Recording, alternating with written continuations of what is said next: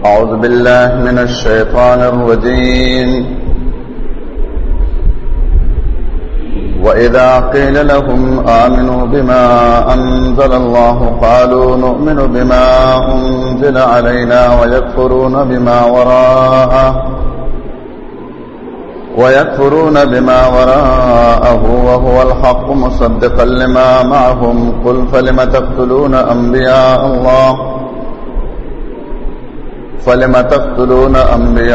الله من قبل إن كنتم مؤمنين. یہودیوں کے خبائث کا ذکر تھا.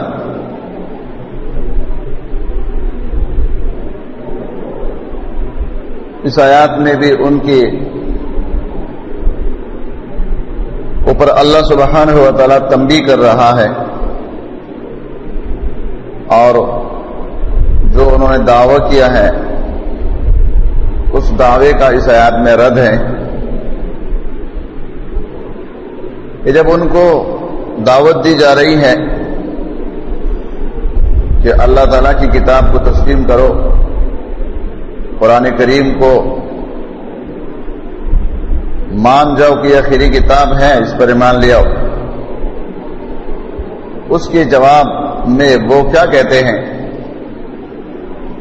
ان کا کہنا یہ ہے کہ ہم تو اپنی کتاب کو مانتے ہیں اور اس کے ماں سوا کو ہم نہیں مانتے. جب نہیں مانتے ہیں یہاں اللہ سبحانہ و تعالی نے ان پر اعتراض کیا اور تعریض کی صورت یہ کہ اگر تمہارا یہ دعویٰ ہے کہ ہم اپنی کتاب کو مانتے ہیں تو تمہاری کتاب میں یہ کہاں لکھا ہوا ہے کہ تم نبیوں کو قتل کرو، جبکہ تم تو انبیاء کے قاتل ہو. معلوم ہوا نہ تو تم قرآن کو مانتے ہو نہ تم تورات اور انجیل کے ماننے والے ہو. یہ دعویٰ تمہارا بلا دلیل ہے. فرمایا وَإِذَا قِيلَ لَهُمْ، اور جب کہا جاتا ہے ان سے آمنو ایمان لے آؤ بما انزل اللہ، ساتھ اس کے جو نازل کیا اللہ تعالیٰ نے، قالو کہتے ہیں وہ نؤمنو ایمان لاتے ہیں ہم بما انزل علینا جو نازل کیا گیا ہم پر، جو ہم پر نازل کیا گیا ہم اس پر ایمان رکھتے ہیں فقط. اور اللہ سبحانہ و تعالی نے دوسرے جملے میں ان کا اس انداز سے رد کیا کہ وَيَكْفُرُونَ، اور انکار کرتے ہیں وہ بما وراءہ جو اس کے ماں سوا ہے. مانا وہ یہ کہتے ہیں کہ ہم ایمان لاتے ہیں، تورات کو مانتے ہیں، انجیل کو مانتے ہیں، البتہ اس کے ماں سوا کا یہ لوگ انکار کرتے ہیں.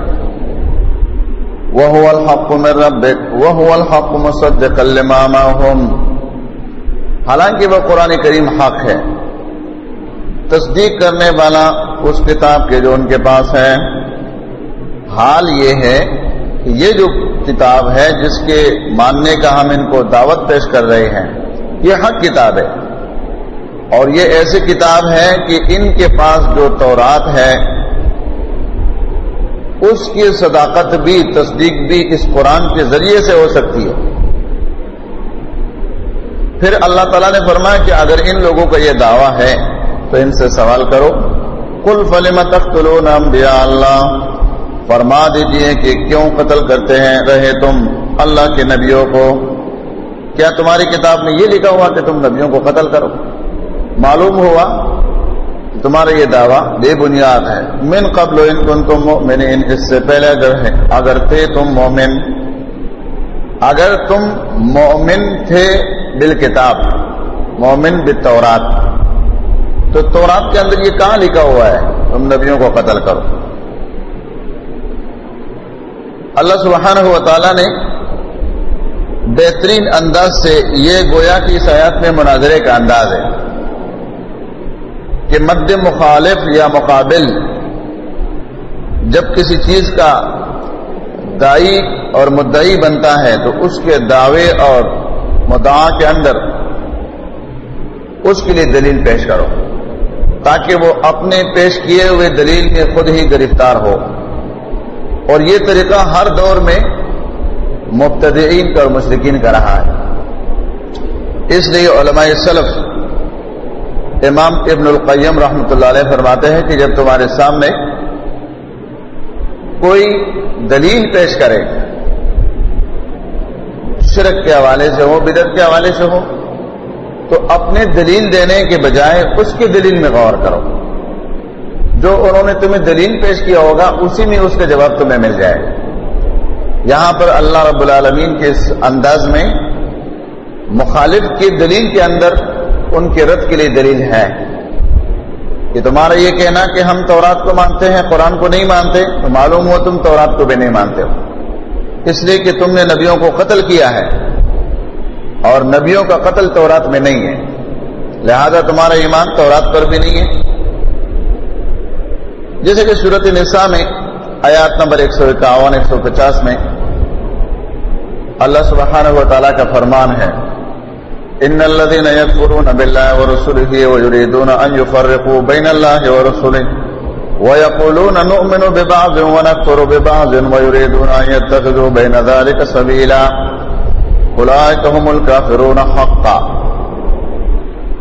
اللہ فرماتے جو لوگ رسولوں میں تفریق کرتے ہیں، ایک رسول کو مانتے دوسرے کو نہیں مانتے، یہ اپنے لیے درمیان میں کوئی اور راستے کی متلاشی ہے، بین ذلک سبیلا، تو یہ لوگ حقیقی کافر ہیں.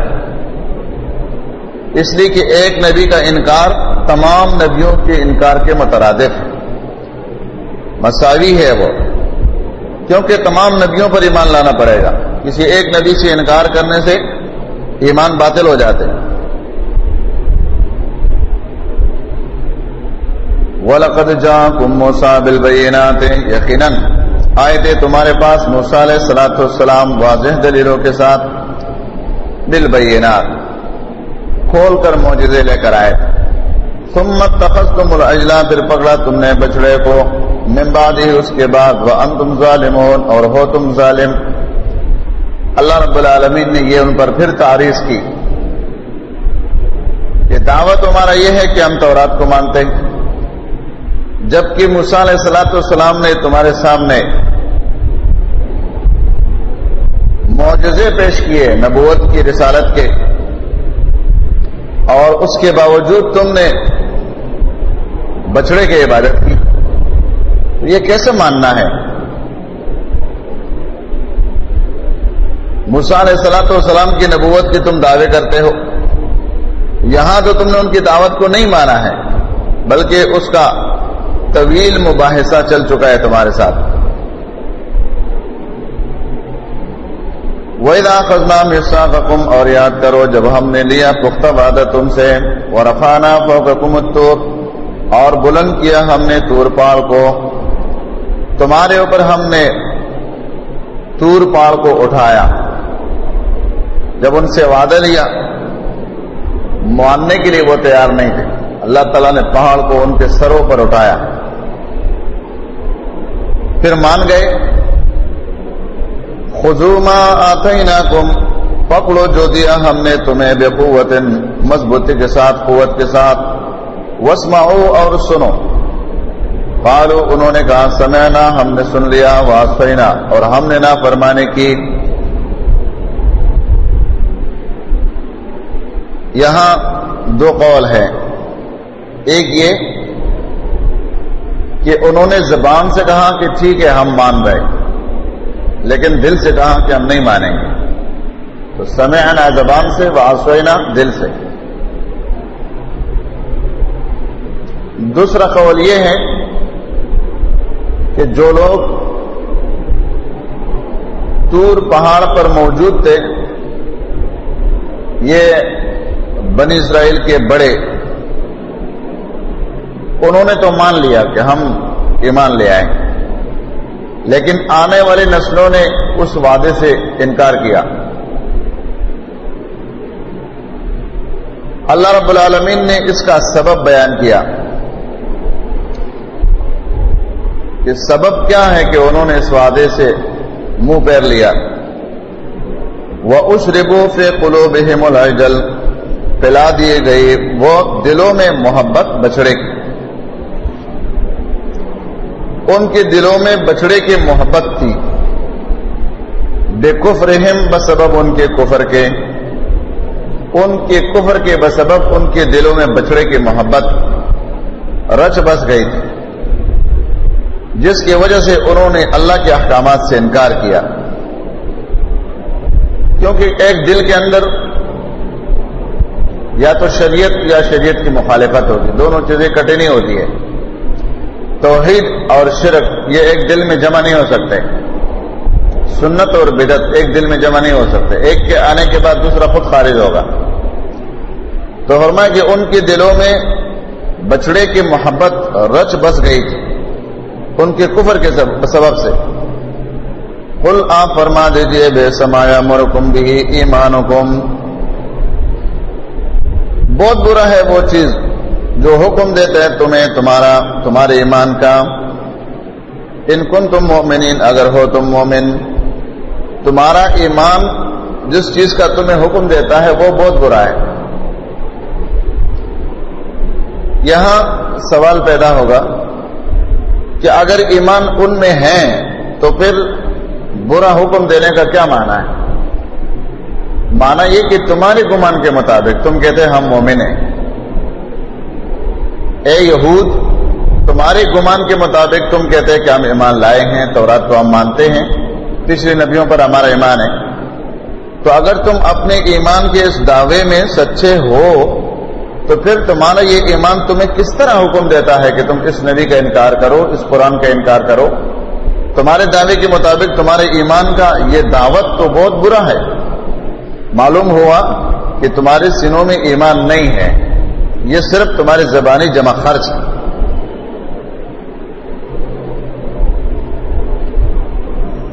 دوسرا یہ کہ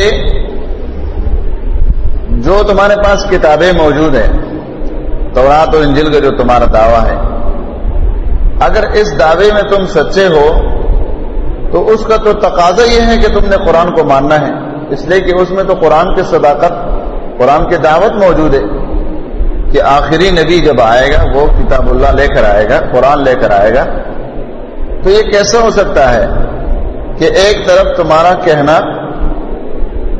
کہ ہم اپنے کتب کو مانتے ہیں، رسولوں کو مانتے ہیں، پھر اس کے ساتھ ساتھ یہ تمہارا عقیدہ ہونا کہ ہم اس رسول اور اس قرآن کو نہیں مانیں گے، یہ تو دونوں متضاد باتیں ہیں۔ تمہاری کتابوں میں جب اس نبی کی بشارت موجود ہے، اس کتاب کی بشارت موجود ہے اور اس کتاب کو تم مانتے ہو، تو پھر اس سے انکار کے کیا معنی ہے؟ یہ دو متضاد چیزیں۔ پھر اللہ سبحانہ و تعالیٰ نے ان کے دعوے کے مطابق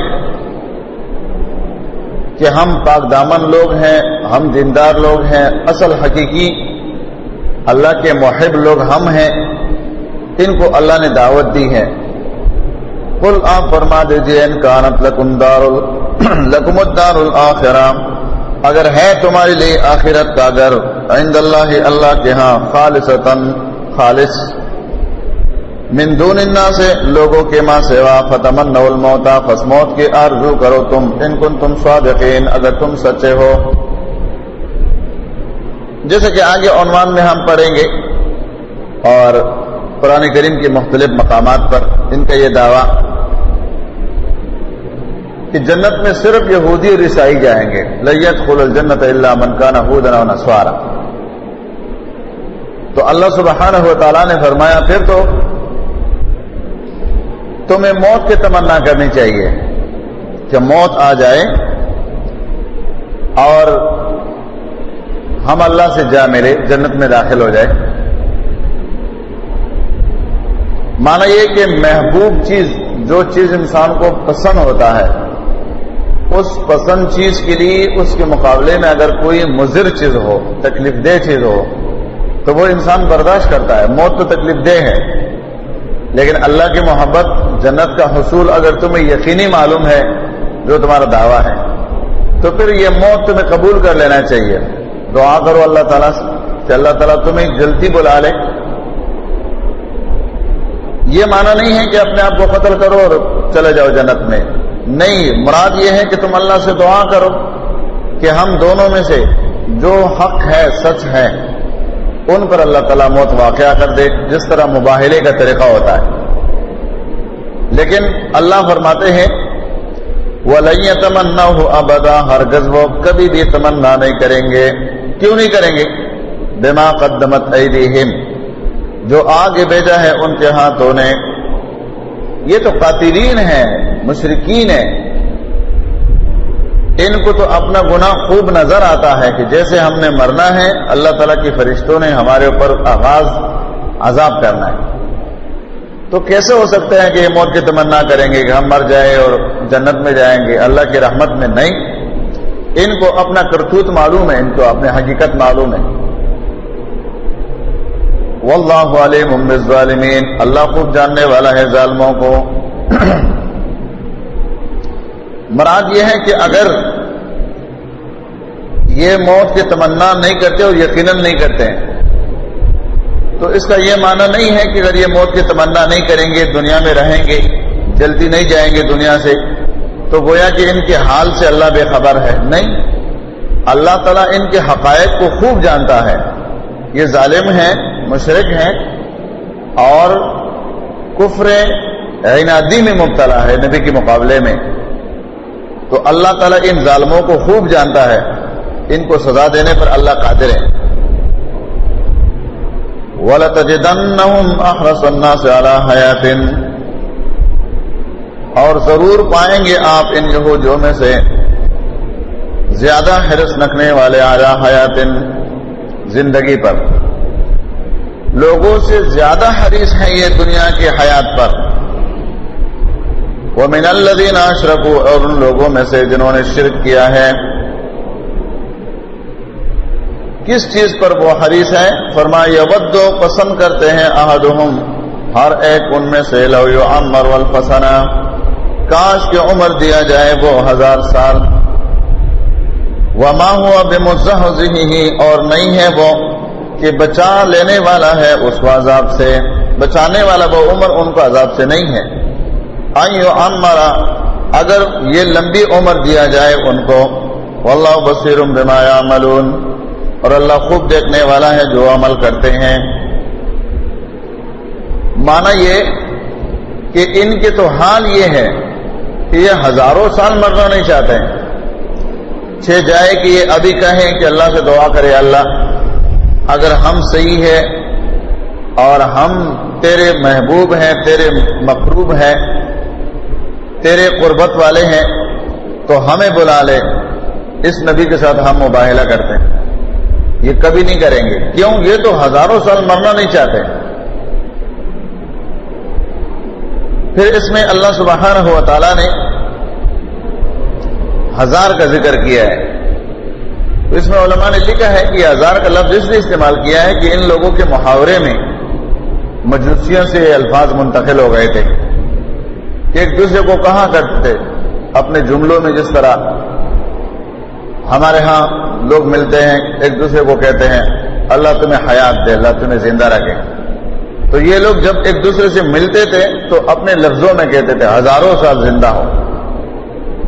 تو اللہ تعالیٰ نے اس لیے 1000 کا لفظ استعمال کیا کہ اگر ان کو 1000 سال کی زندگی دی جائے تو یہ چاہتے ہیں کہ ہم 1000 سال زندہ رہیں، بجائے یہ کہ یہ آرزو کرے کہ ہمیں موت دے. نہیں، فرمایا اگر ان کو 1000 سال کی زندگی دی بھی جائے تو تب ان کی طویل عمر ان کو اللہ کے عذاب سے بچانے میں کام نہیں آئے گا.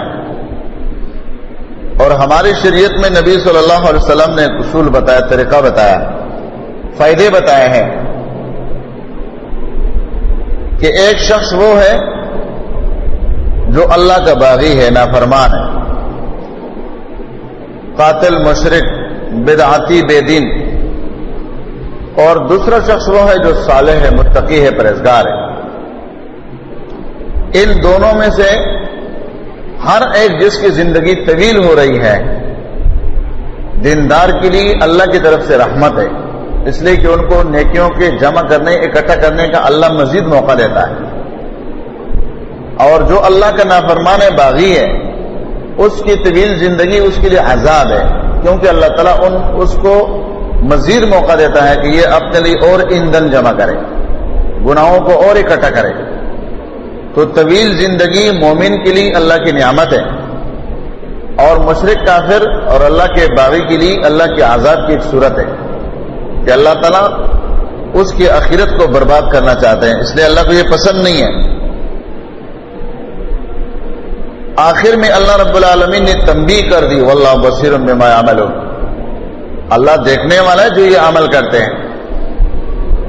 اور یہ تنبیہ ہوتا ہے، جس طرح ہم اپنے زبانوں میں کسی کو تنبیہ دیتے ہیں نا کہ تم جو کچھ کرتے کرو، میں جانتا ہوں، حقیقت مجھے معلوم ہے، میرے پاس آؤ گے کہ نہیں آؤ گے، یہ اللہ تنبیہ دیتا ہے۔ پھر اللہ سبحانہ و تعالیٰ نے ان کی ایک اور خباثت کا ذکر کیا کہ نبی صلی اللہ علیہ وسلم سے انہوں نے کہا کہ یہ بتاؤ آپ کے اوپر وحی کون لا رہے؟ کہا جبریل۔ اب جس طرح ہوتا ہے نا کسی کو کسی چیز سے ویسے بغض ہے، نفرت ہے، تو وہ اس کے لیے بہانے ڈھونڈتے ہیں۔ انہوں نے کہا ٹھیک ہے، ہم آپ کی وحی کو کتاب کو مان لیتے اگر جبریل لانے والا نہ ہوتا، اس لیے کہ یہ ہمارا ازلی دشمن ہے، یہ عذاب کی خبریں لے کر آیا کرتے تھے، اور یہی ہمارے قوموں کے حالات لے کر اور اللہ کے پاس جاتے ہیں، اور وہاں سے ہمارے اوپر مختلف ادوار میں ہمارے نسل کشی انہوں نے کی ہے، تو لہذا یہ تو ہمارا دشمن ہے، ہمارا دشمن جب کلام تیرے اوپر لے کر آتے تو اس کلام کو ہم نہیں مان سکتے۔ لہذا اللہ نے ان کا جواب دیا، قل آپ فرما دیجئے من کان عدوا لجبریل، جو بھی ہو دشمن جبریل کا، فإنہ نزل علی قلبک، یقیناً وہ نازل کرتا ہے تیرے دل پر قرآن کو، بإذن اللہ، اللہ کے حکم سے۔ یہاں دشمنی جبریل کی نہیں ہوگی، یہاں دشمنی تو اللہ کی ہوگی، اس لیے کہ قرآن کا نزول بإذن اللہ ہے، مصدقا لما بین یدیہ، تصدیق کرنے والا اس کتاب کے جو اس سے پہلے ہیں، وہدن اور ہدایت ہے، وبشرا اور بشارت ہے، للمؤمنین، مومنوں کے لیے۔ معنی یہ کہ اگر ان کی دشمنی جبریل سے ہے تو میرے کلام سے انکار کا کیا معنی؟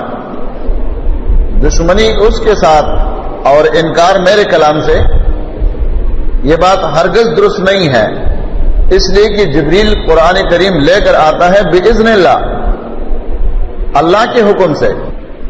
تو ان کے تعصب کا ذکر کیا، یہ تعصبی ہے حقیقت میں، اور تعصب کی وجہ سے یہ قرآن کریم کے منکر ہے۔ جبریل کا درمیان میں واسطہ دینا یہ صرف شبہات پیدا کرنے والی باتیں ہیں، شکوک ڈالنا، شبہات ڈالنا، یہ حقیقت نہیں ہے۔ فإنہ نزلہ علی قلبک، یہ جبریل تیرے دل کے اوپر وحی لے کر آتا ہے، من جانب اللہ، اللہ کی طرف سے۔ اور یہ دلیل ہے کہ علم کا جو مرکز ہے وہ دل ہے، اس لیے اللہ رب العالمین نے علی قلبک فرمایا۔ اور جیسے کہ حدیث میں آتا ہے، رسول اللہ صلی اللہ علیہ وسلم نے فرمایا کہ میرے آنکھیں سو جاتی ہیں، ولا ینام قلبی، میرا دل نہیں سوتا ہے، اس لیے کہ نیند کے حالات میں بھی وہی اگر آتی ہے تو میرا دل جاگ رہا ہوتا ہے۔ اس لیے نبی علیہ الصلوۃ والسلام سو جاتے تھے، عائشہ فرماتے سے بخاری کی روایت، لیکن پھر اٹھ کر نماز پڑھنا شروع کر لیتے، اس لیے کہ نبی کا نیند جو ہے وہ نواقض الوضو میں سے نہیں ہے، صرف آنکھیں اس کے سو جاتی، دل اس کا جاگ رہا ہوتا ہے۔ ہاں امت کے لیے یہ قانون نہیں ہے، امت کے لیے یہ ہے کہ اگر بیٹھے ہوئے حالات میں کوئی بندہ سو جائے تو اس کا وضو برقرار ہے، اور اگر ٹھیک لگا کر سو جائے تو اس کا وضو زائل ہو جائے گا، ٹوٹ جائے گا۔ سیدھا بیٹھا ہوا ہے برابر، اس حالات میں اگر وہ سو بھی جائے تو آنکھیں بند ہو جانے کے باوجود اس کا وجود کنٹرول میں ہوتا ہے، اور جیسے ہی یہ گرتا ہے تو اس کی آنکھیں کھل جاتی ہے، لیکن جب ٹھیک لگا کر سو جائے تو اس کا وضو زائل ہو جاتے ہیں۔ متکئن، تو اللہ سبحانہ و تعالیٰ نے فرمایا کہ یہ قرآن ہدایت ہے، یہ قرآن کریم بشارت ہے، یہ بشیر ہے، خوشخبری دینے والی کتاب ہے، لیکن اس کے لیے جو چیز مطلوب ہے وہ ہے ایمان، للمؤمنین، یہ ایمان والوں کے لیے ہے۔ اور پھر اللہ سبحانہ و تعالیٰ نے ان کی خباثت کا جواب دیا، من کان عدوا للہ، جو ہو دشمن اللہ تعالیٰ کا، و ملائکتہ اور فرشتوں کا، و رسولہ اور اس کے رسولوں کا، و جبریل اور جبریل کا، و میکال اور میکائیل کا، فإن اللہ، پس یقینا اللہ تعالیٰ، عدو للکافرین، دشمن ہے کافروں کا۔ یہاں پر اللہ سبحانہ و تعالیٰ نے جبریل کو بعد میں لایا، پہلے اپنے ذات کو مقدم کیا، کیونکہ دنیا میں کفر کی دشمنی وہ موجودہ انسانوں سے نہیں ہوتی ہے، وہ حقیقت میں اللہ سے ہوتی ہے۔ جیسے کہ ہمارے نبی محمد صلی اللہ علیہ وسلم تھے، 40 سال سے پہلے سب کو محبوب تھے، امین بھی تھے، مشورہ بھی اس سے لیتے تھے، اور تنازعات اختلافات میں اس کو فیصل بھی مانتے تھے، حکم بھی بناتے تھے۔ لیکن جیسے ہی اس کے اوپر اللہ کی طرف سے قرآن کا نزول شروع ہو گیا، دشمن ہو گئے۔ اس لیے اللہ رب العالمین نے فرمایا کہ اے نبی محمد صلی اللہ علیہ وسلم، لا یکذبونک، یہ لوگ آپ کو نہیں جھٹلاتے ہیں، بلکہ ولکن الذین یکفرون بآیات اللہ یجحدون، یہ لوگ جو تیرے ساتھ دشمنی کرتے ہیں یہ حقیقت میں اللہ کی آیتوں کے منکر ہے، آپ کی دشمن نہیں ہے، آپ کو تو پہلے سے امین مانتے ہیں، تو ان کی دشمنی حقیقت میں میرے ساتھ ہے۔ تو یہاں پر بھی یہ ترتیب ہے کہ اللہ رب العالمین نے جبریل کی دشمنی کو بعد میں رکھا، رسولوں کی دشمنی اور ملائک کی دشمنی کو بعد میں رکھا، پہلے اپنے دشمنی کو لایا کہ یہ دشمنی حقیقت میں میرے ساتھ ہے۔ اس لیے فرمایا کہ من کان عدوا للہ، جو دشمن اللہ کا ہے، وہ ملائکتی، پہلے ملائک جمع ذکر کیا، وہ رسولہ اور اس کی رسول۔ اب رسولہ اس لیے کہا کہ ہر امت تمام رسولوں کا دشمن تو نہیں ہوتا ہے، لیکن چونکہ رسولوں کا دعوت ایک ہے، رسولوں کا منہج ایک ہے، تو اس وجہ سے ایک کی دشمنی سب کے ساتھ ہے، کیونکہ تمام امتوں میں سارے نبی تو نہیں آئے، ہر نبی اپنی امت میں آیا، تو ایک نبی کی دشمنی کو سب کے ساتھ مساوی برابر قرار دے دیا کہ گویا وہ سارے رسولوں کی دشمنی ہے۔ پھر اللہ رب العالمین نے یہودیوں کے جواب اور صراحت کے لیے ان دو فرشتوں کا خاص نام لیا، حالانکہ یہ بھی ملائکہ میں داخل ہے، لیکن ان کی تخصیص کی ان کے دعوے کے جواب میں، وہ جبریل و میکال، کہ یہ لوگ جبریل اور میکال کی باتیں بھی کرتے ہیں، تو ان کو خاص ذکر کیا کہ جو جبریل اور میکائیل کے ساتھ دشمنی رکھتے ہیں تو فإن اللہ عدو للکافرین، یقیناً اللہ تعالیٰ دشمن ہے اس کافروں کے لیے۔ یہ جو اللہ کے باغی ہے، اللہ تعالیٰ تو ہے ہی پھر ان کا دشمن، کیونکہ یہ تو ظاہر بات ہے، دوست کا جو دوست ہوتا ہے وہ دوست کا بھی دوست، اور جو دوست کا دشمن ہوتے ہیں تو وہ اس کے دوست کا بھی دشمن ہوتے ہیں۔ وَلَقَدْ أَنزَلْنَا، یقیناً نازل کیا ہم نے ایک آیات بینات، آپ کی طرف واضح آیتیں، وَمَا يَكْفُرُ بِهَا إِلَّا الْفَاسِقُونَ، نہیں کفر کرتے اس کے ساتھ مگر نافرمانی کرنے والے۔ یعنی ہم نے آپ کے طرف جو آیتیں نازل کی یہ بالکل واضح ہیں، اس میں کسی قسم کا شک اور شبہ نہیں ہے۔ اس کا انکار کرنے والا فاسق ہی ہو سکتا ہے۔ امام حسن بصری رحمۃ اللہ علیہ کا قول ہے، وہ کہتے ہیں کہ جب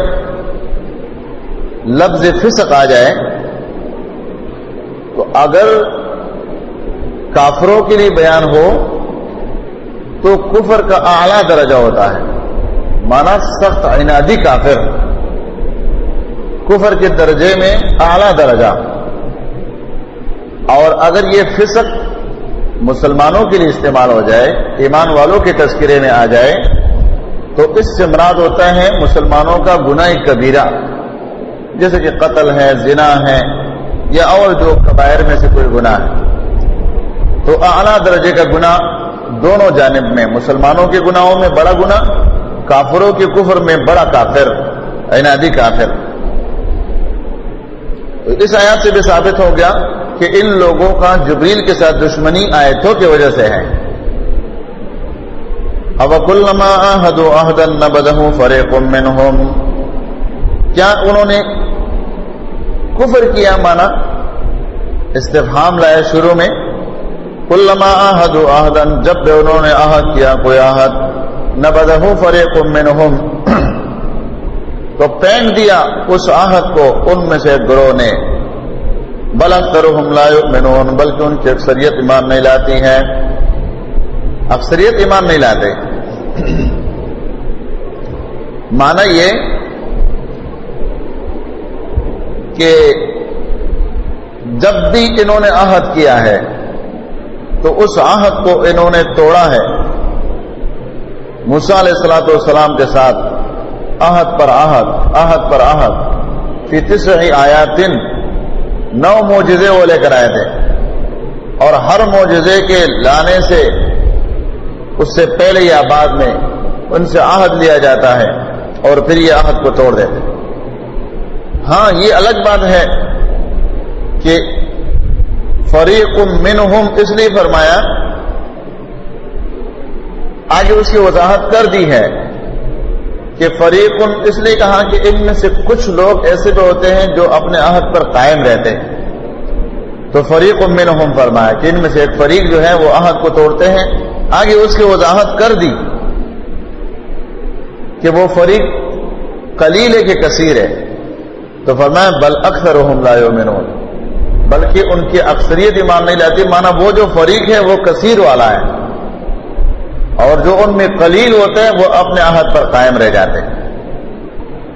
اور اگر ان میں وعدے کی پختگی ہوتی تو قرآن نے ہماری اس امت کے لوگوں کے وعدے کا کیا مثال پیش کیا ہے صحابہ کرام کے بارے میں، کہ جب انہوں نے اللہ رب العالمین سے وعدہ کیا تو وعدوں کو کیسے پورا کیا؟ عہد اللہ، اللہ کے ساتھ وعدہ کیا اور اس کو پورا کیا۔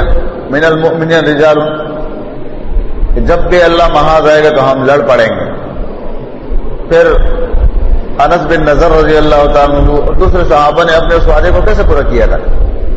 اللہ کے وعدوں کو پورا کرتے، صدقوا ما عاہدوا اللہ۔ وَلَمَّا جَاءَهُمْ رَسُولٌ مِّنْ عِندِ اللَّهِ، اور جب آیا ان کے پاس کوئی رسول اللہ کی طرف سے، مُصَدِّقٌ لِّمَا مَعَهُمْ، تصدیق کرنے والا اس کتاب کے جو ان کے پاس ہے، نَبَذَ فَرِيقٌ، تو پھینک دیا ایک فریق گروہ نے، من الذین، ان لوگوں میں سے، اوتوا الکتاب، جو دیے گئے کتاب، کتاب اللہ ہے، اللہ کی کتاب کو، وراء ظہورہم، پیچھے اپنی پیٹوں کے، کأنہم لا یعلمون، گویا کہ نہیں جانتے۔ ان کے پاس جب بھی رسول آیا اللہ کی طرف سے اور کتاب لے کر آئے، ایسی کتاب جو ان کے پاس موجود احکامات اور کتاب کی توثیق کرنے والا، تصدیق کرنے والا ہو، تو انہوں نے کیا کیا کہ انہوں نے اللہ کی کتاب کو اپنے پیٹھ پیچھے ڈال دیا، مانا اس سے انکار کیا، اس سے منہ پھیرا، اس سے اپنے آپ کو ایسے بیگانہ کر دیا، گویا کہ اس کتاب کو یہ جانتے تک نہیں، کأنہم لا یعلمون۔ آج امت مسلمہ کا کیا حال ہے قرآن کے حوالے سے؟ قرآن کے احکامات سے بالکل لا یعلمون الا ما شاء اللہ، جن پر اللہ نے رحم کیا ہو، ورنہ ہر چیز کے لیے ٹائم ہے، وقت ہے، سب کچھ ہے۔ جب اللہ کی کتاب کی باری آتی ہے تو پھر بڑا مشکل مسئلہ ہوتا ہے، وقت نہیں ہوتا ہے پھر انسان کے پاس، اس کے لیے مختلف بہانے ہوتے ہیں۔ تو اللہ تعالیٰ کی کتاب کو پیٹھ کے پیچھے ڈالنا مانا اس پر عمل نہ کرنا، اس سے روگردانی کرنا، اس کے حلال اور حرام میں تمیز نہ کرنا۔ اللہ کی کتاب کو پیٹھ پیچھے ڈالنے کا یہ معنی، صرف پھینکنا نہیں ہے کہ اٹھا کے پھینک دیا، مانا بے عمل چھوڑ دیا اللہ کی کتاب۔ جس طرح ہم لوگ کہتے ہیں فلاں شخص نے ہم کو نظر انداز کیا ہے، تو نظر انداز کا یہ معنی نہیں ہوتا کہ نظروں سے مجھے دیکھتا نہیں ہے، نظروں سے دیکھتا تو ہے لیکن مجھے جو منصب دینا ہے وہ منصب مجھے نہیں دے رہے، میرا جو حق ہے وہ حق مجھے نہیں دے رہے. تو اللہ کی کتاب کو انہوں نے نظر انداز کر دیا. واتبعوا اور اتباع کیا انہوں نے ما تتلو الشیاطین اس چیز کا جو پڑھتے تھے شیطان علی ملک سلیمان سلیمان کے بادشاہی میں. وما کفر سلیمان اور نہیں کفر کیا سلیمان علیہ السلام نے. ولکن الشیاطین لیکن شیطانوں نے کفر کیا. یعلمون الناس السحر سکھلاتے تھے لوگوں کو جادو. وما انزل علی الملکین اب پیروی کی اس چیز کے جو نازل کیا گیا تھا دو فرشتوں پر ببابل بابل میں شہر بابل ہاروت و ماروت ہاروت اور ماروت پر. وما يعلمان نہیں سکھلاتے تھے وہ دو فرشتے من احد کسی کو حتی یہاں تک کہ یقولا کہتے وہ دونوں انما نحن فتنہ ہم تو صرف آزمائش ہے. فلا تکفر فس کفر نہ کرنا. فیتعلمون فس سیکھتے تھے وہ لوگ منہما ان دونوں سے ما یفرقون جو جدائی ڈالتے تھے بھی اس کے ذریعے سے بین المرء و زوجہ میاں بیوی کے درمیان مرد اور اس کی بیوی کے درمیان میں. فرمایا وما ہم اور نہیں تھے وہ بضارین نقصان پہنچانے والے من بھی اس کے ذریعے سے من احد کسی ایک کو بھی الا باذن اللہ مگر اللہ کے حکم سے. ویتعلمون اور سیکھتے تھے وہ لوگ ما وہ چیز یضرہم جو نقصان پہنچاتا تھا ان کو ولا ینفعہم اور نہیں نفع دیتا تھا ان کو. وَلَقَدْ عَلِمُوا یقیناً جان لیا تھا انہوں نے لمن اشتراہ جس نے خریدا اس جادو کو مالو فی الآخرت نہیں ہوگا اس کے لیے آخرت میں من خلاق کوئی نیکی کا حصہ. وَلَبِئْسَ اور بہت برا ہے وہ چیز ما شروا بِهِ أَنفُسَهُمْ بیچ ڈالا انہوں نے اس کے بدلے میں اپنے جانوں کو. لَوْ كَانُوا يَعْلَمُونَ کاش کہ وہ جانتے ہوتے.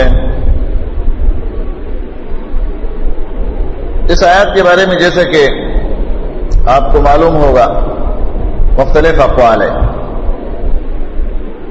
اور یہ حقیقت میں سلیمان علیہ السلام پر جو شبہات یہودیوں نے ڈالے تھے یہودیوں کے جو شبہات تھے لوگوں کے ذہنوں میں ڈالنا اس کا دفاع ہے. کیونکہ یہودیوں کا طریقہ رہا ہے ہمیشہ سے انبیاء پر الزام لگانا. بنی اسرائیل میں سے یہ بدبخت ہمیشہ انبیاء کے دشمن رہے ہیں جبکہ بنی اسرائیل کے ماں سوا جیسے مفسرین نے لکھا ہے سوائے 10 نبیوں کے باقی تمام انبیاء بنی اسرائیل میں آئے. صرف 10 نبی ایسے ہیں جو بنی اسرائیل میں نہیں ہیں باقی تمام بنی اسرائیل میں ہیں. لیکن ان بدبختوں نے نبیوں کے ساتھ بہت بڑی دشمنی کی ہے. تو جب نبی کریم صلی اللہ علیہ وسلم نے سلیمان علیہ السلام کا ذکر کیا اور اس کو نبی اور اس کے لیے رسالت کے جملے استعمال کیے یہودیوں نے کہا کہ یہ کیسا آدمی ہے یہ تو کہتے ہیں کہ جادو کفر ہے. ایک طرف کہتے جادو کفر ہے دوسری طرف یہ جادوگر کو کہتے علیہ السلام یعنی سلیمان علیہ السلام. سلیمان تو جادوگر آدمی تھا جادو کرنے والا تھا اور یہ پیغمبر کہتے کہ جادو کفر ہے. تو جادو کو کفر بھی کہتا ہے اور سلیمان کو نبی بھی کہتا ہے.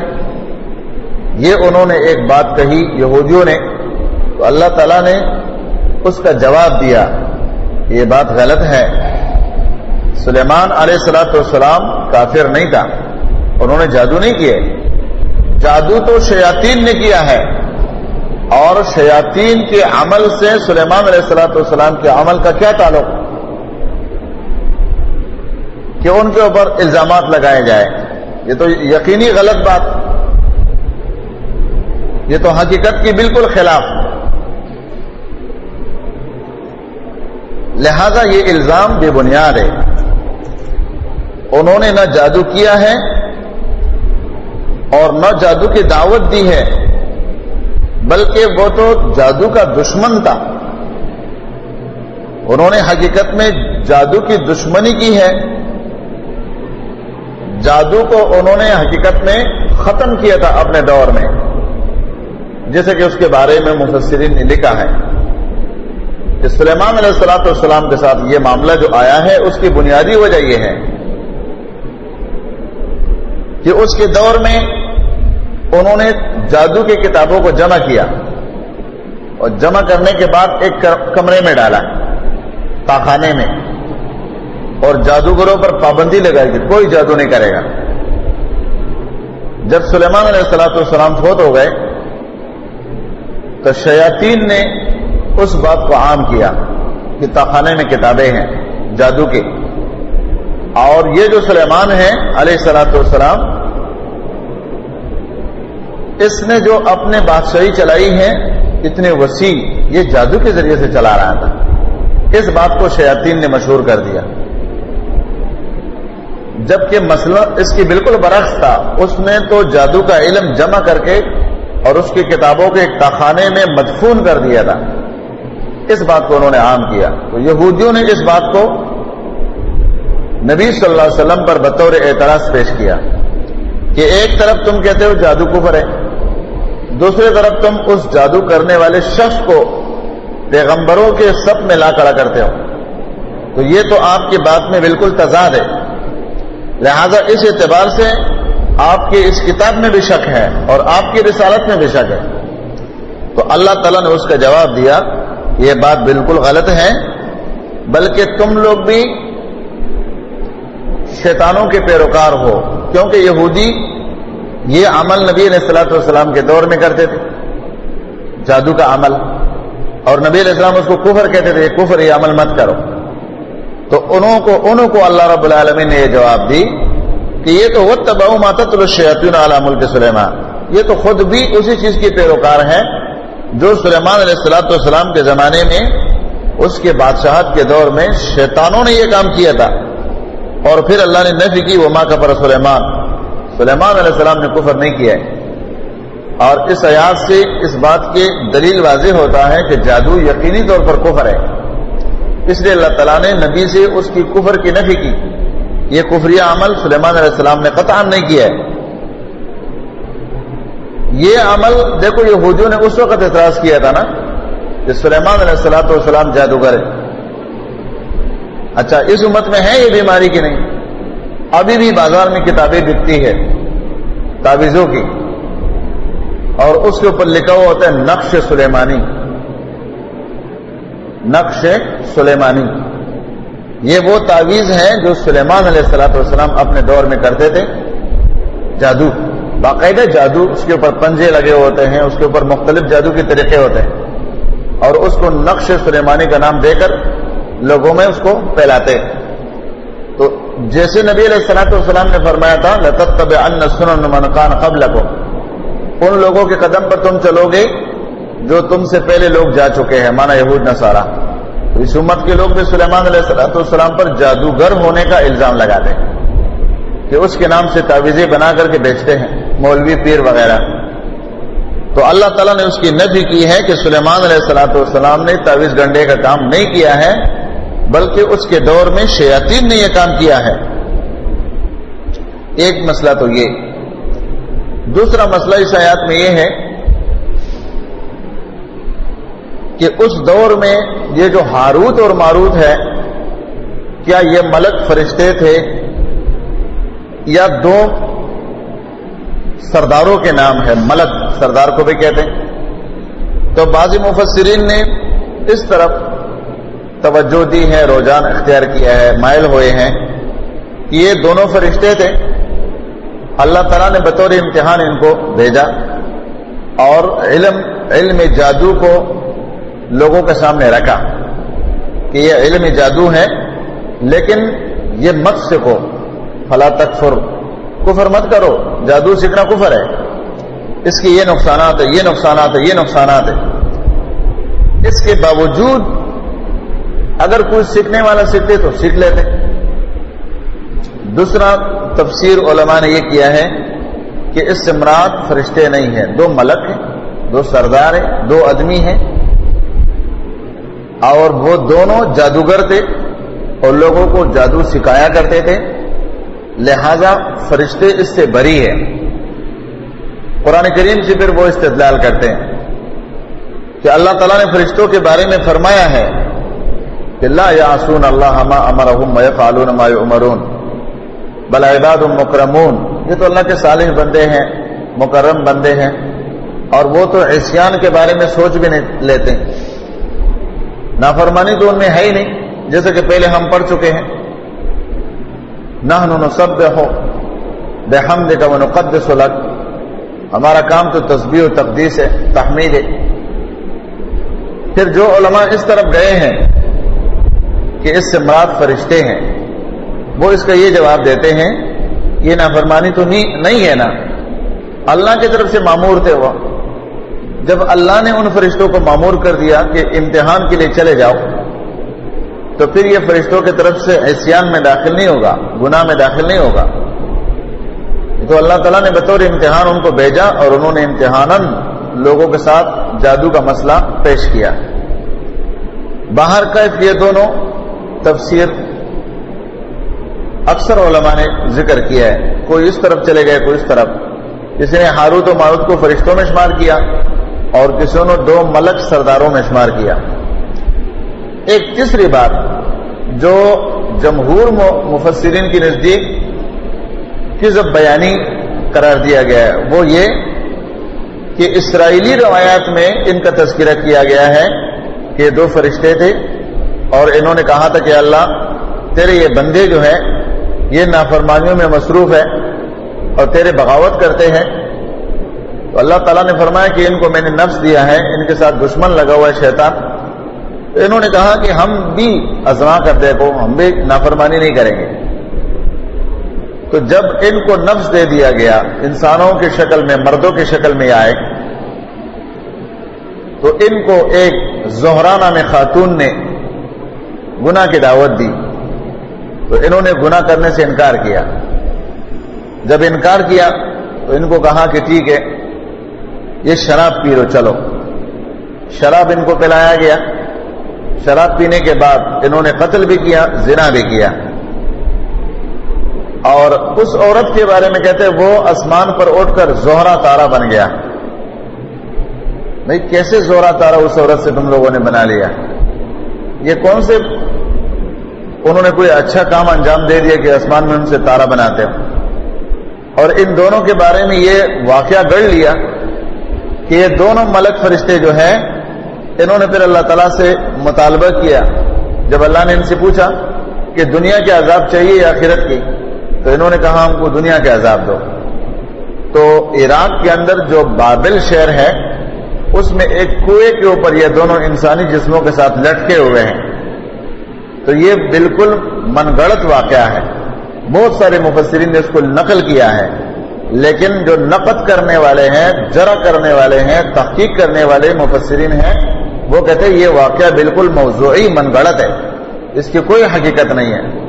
البتہ اس کے اندر صرف یہ 2 تفسیر اپنے جگہ درست ہے کہ اگر ہاروت ماروت کو ملک مان لیا جائے، سردار، تو اس کا یہ معنی ہوگا، اور اگر ان کو فرشتے مان لیا جائے تو اس کا معنی یہ ہوگا امتحان کے لیے آئے تھے اور فرشتے جو ہیں وہ عصیان میں یعنی مبتلا نہیں ہوتے، وہ اللہ کی طرف سے بھیجے گئے تھے، لہٰذا یہ گناہ شمار نہیں ہوگا۔ لیکن اللہ رب العالمین نے یہودیوں پر رد کیا کہ تمہارا یہ جو عقیدہ و نظریہ ہے یہ باطل ہے، اور یہاں یہ مسئلہ بھی ثابت ہو گیا کہ جادو کے اندر اگر اللہ تعالیٰ تاثیر ڈالتا ہے تو اس میں تاثیر آ سکتا ہے، کیونکہ قرآن کے لفظوں میں کیا ہے، ما یفرقون بہ بین المرء وزوجہ، میاں بیوی کے اندر جدائی پیدا کر دیتے ہیں۔ تو بعض لوگوں نے اس کا انکار کیا ہے، وہ کہتے ہیں کہ جادو جو ہے یہ ایک تخیل ہے، یہ معتزلہ کا عقیدہ ہے، معتزلہ کا، وہ جادو کو نہیں مانتے کہ جادو کے اندر تاثیر ہے، کہتے ہیں یہ تو ایک خیال ہے بس، یخیل الیہ، جیسے کہ موسیٰ علیہ السلام کے بارے میں اور ہمارے نبی کے بارے میں بخاری کی حدیث میں ہے کہ اس پر جب جادو کیا گیا تھا تو وہ خود فرماتے مجھے خیالات آ رہے ہیں۔ تو معتزلہ کہتے ہیں کہ یہ ایک خیالی بات تو ہو جاتی ہے لیکن اس کا اصل تاثیر نہیں ہوتا ہے، جبکہ اہل سنت والجماعت، صحابہ، تابعین، تبع تابعین، قرآن اور سنت کے عقائد رکھنے والے، ان کا یہ عقیدہ ہے کہ جادو کا اثر ہوتا ہے، لیکن یہ بات اصل چیز جو سمجھنے کی ہے وہ یہ کہ جادو جس پر کیا جائے اور اس کو معلوم ہو جائے کہ مجھ پر جادو ہوا ہے تو وہ جادوگر سے جادو نہیں اتروائے گا، اس لیے کہ جادو کسی پر کرنا بھی کفر ہے اور جادو کے ذریعے سے اپنے آپ سے جادو اتروانا بھی کفر ہے۔ تو وہ شریعت کے مطابق اپنا جادو کا علاج کرے گا، مثلا آخری موعظتین پڑھنا، سورۃ فاتحہ پڑھ کر اپنے اوپر دم کرنا، سورۃ بقرہ کے ذریعے سے اپنے اوپر دم کرنا، مسنون دعائیں جو ہیں اس کے ذریعے سے اپنے اوپر دم کرنا، جیسا عجوہ کھجوروں کے بارے میں آیا ہے اس کا کھانا، زمزم کا پانی پی لینا، اس سے علاج کرنا، یہ مختلف چیزیں سنت سے ثابت ہے۔ لیکن جادو کو جادو کے ذریعے سے اتارنا یہ دونوں کفر ہے، لہذا اس سے بچنا بہت ضروری ہے۔ اللہ رب العالمین فرماتے ہیں کہ شریعت کے ما سوا مخالف جو کام ہوتا ہے اس میں کوئی فائدہ نہیں ہوتے، اس لیے فرمایا کہ وَيَتَعَلَّمُونَ مَا يَضُرُّهُمْ وَلَا يَنفَعُهُمْ، وہ ایسا علم سیکھتے تھے جو ان کو نقصان تو دیتے فائدہ نہیں دیتے۔ اس لیے شریعت میں کیا حکم ہے جادوگر کا؟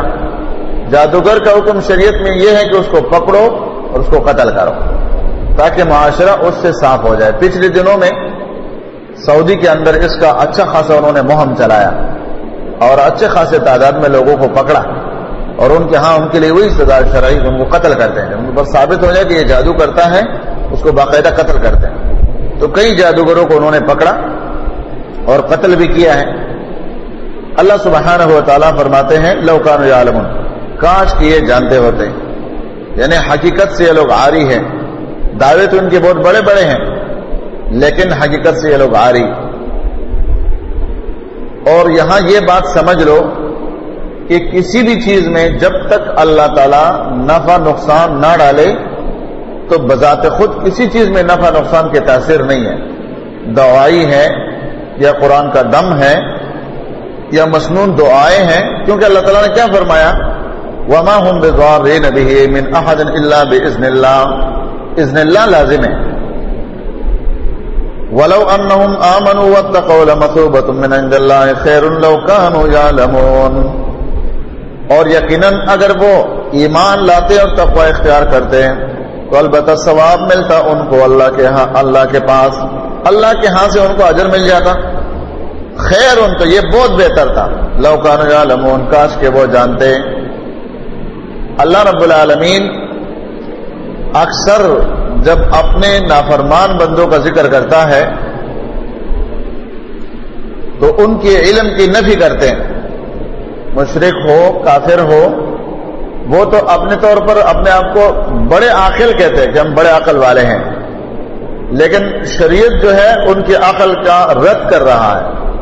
یعلمون کہا مانا یہ لا یعلمون ہے، یہ نہیں جانتے ہیں، اگر جانتے ہوتے تو یہ کام کبھی نہیں کرتے۔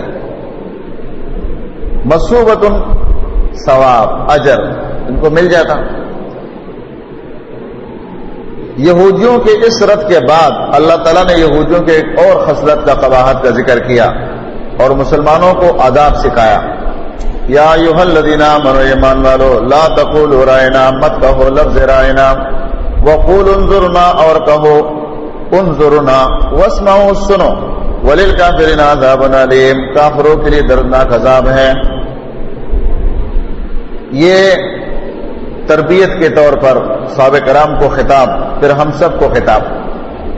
یہودیوں کا طریقہ یہ تھا کہ وہ رسول اللہ صلی اللہ علیہ وسلم کے لیے الفاظ استعمال کرتے تھے راعینا، اور اس میں ان کا مقصد نبی صلی اللہ علیہ وسلم کو برا بلا کہنا تھا، یعنی بطور تعظیم یا تکریم نہیں بلکہ بطور تضحیق تحقیر وہ استعمال کرتے تھے لفظ رائنا،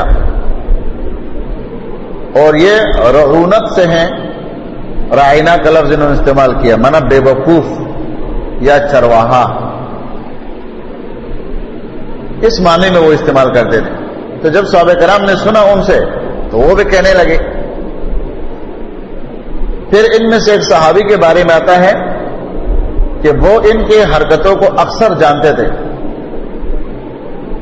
انہوں نے جب ان کی گفتگو سن لی سعد بن معاذ رضی اللہ تعالیٰ عنہ نے کہ یہ جو خبیث ہے یہ تو نبی صلی اللہ علیہ وسلم کے بارے میں یہ لفظ اس لیے استعمال کرتے ہیں کہ اللہ کے رسول کے تحقیر کرتے ہیں، تو انہوں نے کہا آج کے بعد جس نے بھی کسی بھی یہودی نے کہہ دیا کہ راعینا تو ہم اس کے گلے کو کاٹ دیں گے۔ یہ اصل میں تم ہمارے نبی کے تضحیق اور تحقیر کرنا چاہتے ہو، بےزتی کرنا چاہتے ہو، تو کوئی بھی اگر کہے گا تو ہم اس کو چھوڑیں گے نہیں۔ تو شریعت نے ہمیں تعلیم دی کہ انظرنا، اللہ کے رسول صلی اللہ علیہ وسلم کو یہ مت کہو کہ رائنا، بلکہ یہ کہو انظرنا، معنی یہ کہ ہمارے طرف متوجہ ہو جاؤ، ہمارے بات کو غور سے سنو، اللہ کے رسول ہم آپ سے کچھ کہنا چاہتے ہیں، رائنا کے بجائے یہ الفاظ استعمال کرو۔ اس آیات کے تحت مفسرین نے لکھا ہے کہ ہر وہ لفظ جو ذو معنی ہو، جس میں اچھا معنی بھی ہو اور برا معنی بھی ہو، اس کی جگہ جو صحیح الفاظ تمہیں ملتے ہیں وہ استعمال کرو، ذو معنی لفظ کو چھوڑو۔ اس کے تحت پھر انہوں نے لفظ حضرت کو بھی استعمال کیا ہے کہ حضرت کا جو لفظ غیب کے لیے استعمال کرتے ہیں لوگ، یہ صحیح نہیں ہے، اس لیے کہ حضرہ یحضروں سے ہے، تو اسے حاضر ناظر کا عقیدہ رکھنے والوں کو تقویت ملتا ہے۔ اور لفظ خدا کو بھی لکھا ہے کہ لفظ خدا جو ہے یہ اللہ کے ناموں میں سے کوئی نام صفتی نام نہیں ہے۔ جب اللہ کے لیے یہ نام نہیں ہے تو ہم کیوں اللہ تعالیٰ کو خدا خدا کہے؟ اللہ کے ناموں میں رحمان ہے، رحیم ہے، غفار ہے، قہار ہے، جبار ہے، صفتی نام بہت سارے ہیں، اور کسی کو کوئی اور نام آتے یا نہیں آتے تو اسم اللہ کا نام تو سب کو آتا ہے، تو کیوں نہ ایسا کرے کہ اللہ تعالیٰ کو اس میں ذات سے پکارے، بجائے ایسا نام اللہ کے لیے لینا کہ جو اللہ نے اپنے لیے نہیں رکھا ہے، اس کے رسول نے اس کے لیے استعمال نہیں کیا ہے۔ اچھا، لفظ خدا پڑھنے پر کوئی اجر بھی نہیں ہے، کوئی اجر نہیں ہے۔ رحمان پڑھو تو اس پر اجر ہے، وہ قرآنی الفاظ ہے، رحیم پڑھو تو ہے، قہار اور جبار اور رزاق کہو تو وہ قرآنی الفاظ ہے، لیکن لفظ خدا پر، اچھا خدا کے ساتھ کوئی ذکر کر کے تو دکھائیں، کوئی ذکر کر سکتے؟ کوئی ذکر ثابت نہیں ہوتا لفظ خدا کے ساتھ۔ رحمان کے ساتھ آپ ذکر کر سکتے ہیں، رحیم کے ساتھ کر سکتے ہیں، لیکن لفظ خدا کے ساتھ ذکر کا کوئی تصور ہی نہیں ہے، لہذا خدا کا لفظ اس سے اجتناب کرنا چاہیے۔ اسی ترتیب سے حضرت کے لفظ سے اجتناب کرنا چاہیے، ہر وہ لفظ جو مشکوک ہو اس سے بچنے کی کوشش کیا جائے۔ آگے اللہ تعالیٰ نے فرمایا کہ وَاسْمَعُوا لِلْكَافِرِينَ عَذَابٌ أَلِيمٌ، سنو کافروں کے لیے دردناک عذاب۔ اس میں اس بات کی طرف اللہ تعالیٰ نے ہمیں تعلیم دی کہ رسول کی تذلیل یہ کفر ہے، رسول کے ساتھ مذاق کرنا، اس کے توہین کرنا یہ کفر ہے، اور انسان جو ہے پیغمبر کی مخالفت پر، اس کے تضحیق پر کافر ہو جاتا ہے۔ تو اس لیے فرمایا کہ اولی الکافرین عذاب علیم، کافروں کے لیے دردناک عذاب ہے۔ آگے اللہ سبحانہ و تعالی نے ایمان والوں کو ترغیب دی اور ان کو وہ بات بتائی کہ یہ جو یہود ہے، یہ جو نصارہ ہے، یہ قطعاً ایسے بات کو پسند نہیں کرتے ہیں جس میں تمہارے لیے بلائی اور خیر ہو۔ فرمایا ما یود الذین کفروا، نہیں چاہتے وہ لوگ جنہوں نے کفر کیا، من اہل الکتاب، اہل کتاب میں سے، وللمشرکین، نہ مشرکین میں سے، ان ینزل علیکم، یہ کہ نازل کی جائے تم پر اے ایمان والو، من خیر، کوئی بلائی، کوئی خیر، من ربکم، تمہارے رب کے طرف سے، واللہ یختص برحمتہ، اور اللہ خاص کرتا ہے اپنے رحمت کے ساتھ، من یشاء، جس کو چاہتا ہے، واللہ ذو الفضل العظیم، اللہ مالک ہے فضل عظیم کا، بہت بڑے فضل کا مالک وہ اللہ ہے۔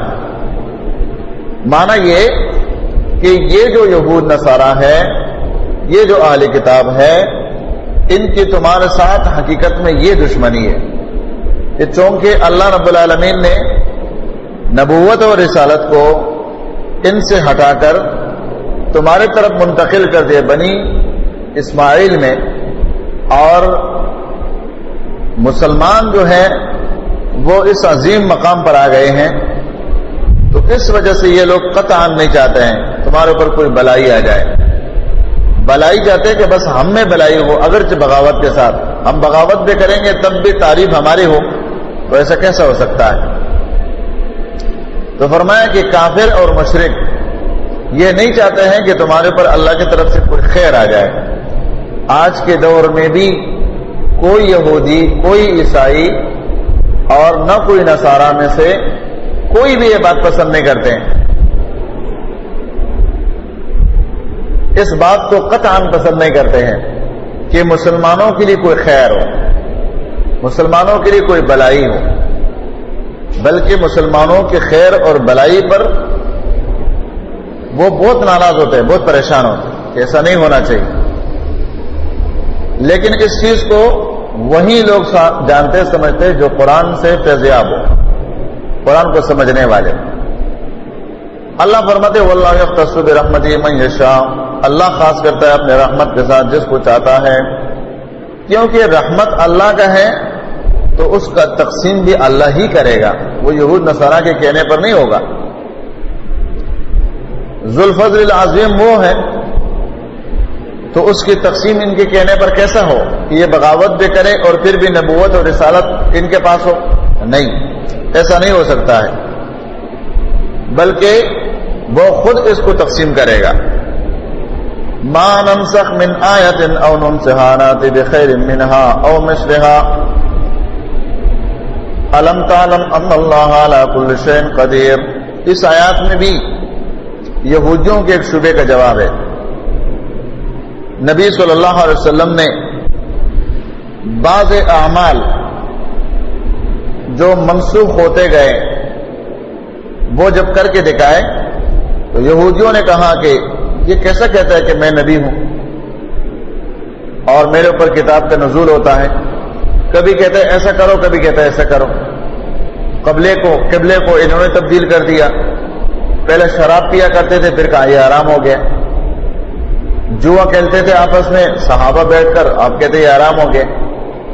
تو معلوم ہوا کہ اس پر جو آنے والا وحی لا رہا ہے وہ وحی اللہ کی نہیں ہے، یہ اللہ کی کتاب نہیں ہے.